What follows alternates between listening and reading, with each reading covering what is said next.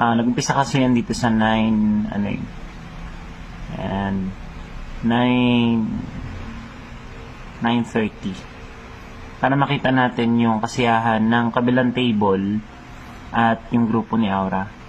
Well, basically, hindi naman sila magkagalit eh. Kumbaga magkakakilala yung kasama ni Aura at yung guy na involved.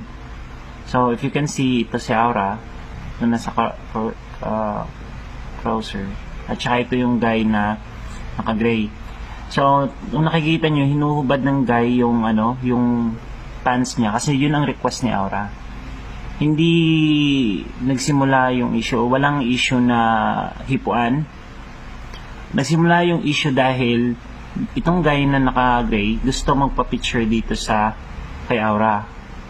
Pero ang sabi kasi ni Aura, in order na makapagpa-picture, kailangan muna ng magubad ng pants ng guy.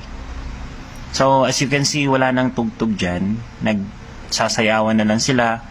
Nagkakatuwaan na lang dito sa video 1 na, na footage. So, ayan, tingnan nyo na mangyayari na kitang-kita dito sa video na magkakaibigan yung grupo ni Aura at saka itong guy na naka-gray, naka-yellow at saka naka-black. Ayan yung guy. Nagkakatuwaan sila dyan actually. Ayan. So, makikita sa video na pinapababa na ni Aura yung mga kasama niya. Kasi nga, para matupad yung dare niya dito sa guy na nakakulay gray. Yan mo, nakikita dyan kasi nung during party, nagkakasiyahan yan sila. Yan, magkakakalala yan, oh. Kasama ni Aura, yan yung guy na naka-white. Yan, magkakasama yan. Ayan. Wala, okay yung pag-alis ng mga girls. Wala talagang issues. Ayan. Pinababa ni Aura lahat ng kasama niya. And tingnan mo si Aura nag-stay dito. Kasi nga, hinahamon niya itong guy. Ayan, pinababa niya lahat. Hinaaya na siya ng kasama niya na nakasando.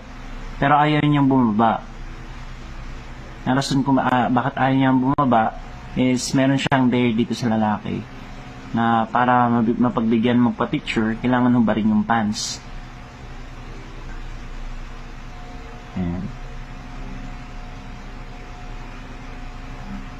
So, nagsimula sa mas maganda sa 9 up until dito sa oras na yan. Nilapitan ng guy yung si Aura. Kaso nga lang, ang sabi ni Aura dito na may siya, na babad trip na siya kasi hindi pa naghubad ng pants yung guy. Actually, lahat ng kasama dito pinababa na. Yung kung napapansin nyo, and magkakasama yan sila. 5 yan sila na grupo. Ngayon, pinasara ni Aura yung pinto. Ayaw niyang paalisin itong grupo na to hanggat hindi naghuhubad ng pants tong guy. Ayan. Ayan, nagkakaasaran pa yan sila dyan. Actually, biruan lang yun eh. Kaso nga lang sineryoso ni Aura. Kasi yun yung dare niya dun sa guy. Ayan. As you can see, dyan na nagkaroon ng confrontation. Ito sila banda. Yan, ito banda yan. Yan, dyan na yung parang gusto niya pahubarin.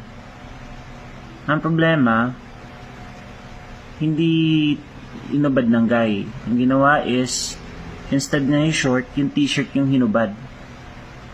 Makikita naman dyan eh. Na t-shirt yung hinubad. Ayan. Nakahubad na yung guy dyan. Ayun, nakahubad na. Kung napapansin, tinutulak ni Aura. Ayan, nakahubad na. Ngayon, yung bouncer namin, since bawal maghubad sa loob, sisitahin niya tong guy. Ayan, sisitahin niya yung guy. Ayan. Para may better picture tayo, punta tayo ng video to. Babalik lang tayo dito sa video.